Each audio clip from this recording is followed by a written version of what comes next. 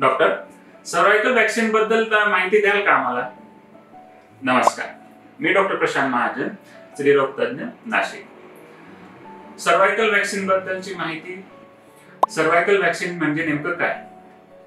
तर गर्भाशय मुखाचा कॅन्सर टाळण्यासाठी जी वॅक्सिन दिली जाते त्याला सर्वायकल कॅन्सर वॅक्सिन म्हणतात, जी HPV व्हायरसच्या अगेन्स्ट असते, म्हणजे ह्यूमन पॅपिलोमा व्हायरसच्या विरुद्ध ती वॅक्सिन असते. तर ही वॅक्सिन जी असते ती सध्या मार्केटमध्ये अवेलेबल आहे आणि त्यामध्ये 2 प्रकार आहेत.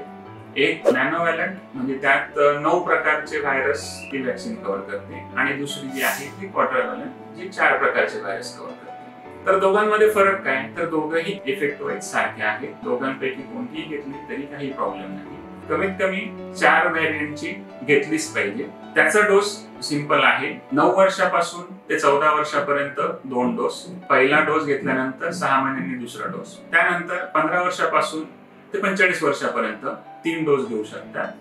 016 म्हणजे पहिला डोस, 1 महिन्यानंतर दुसरा आणि 6 महिन्यानंतर तिसरा. दुसरा प्रश्न विचारला जातो की डॉक्टर, ह्या वॅक्सिनचे साईड इफेक्ट्स आहेत का? जसं बाकीच्या वॅक्सिन्सला असतं त्याच पद्धतीने या वॅक्सिनचे पण माइल्ड साईड इफेक्ट्स असतात. बेसिकली म्हणजे जसं की मळमळ होणं किंवा डोकं दुखणं, बारीकसा ताप येऊ शकतो, हे मायनर फक्त साईड इफेक्ट्स असतात. त्याच्या व्यतिरिक्त कोणताही साईड इफेक्ट त्याच्यामध्ये नाही. एक क्वेरी अशी असते की याचा त्या मुलीच्या प्रजनन क्षमतेवर, म्हणजे प्रेग्नन्सी राहण्याला काही प्रॉब्लेम येईल का? तर डेफिनेटली नाही.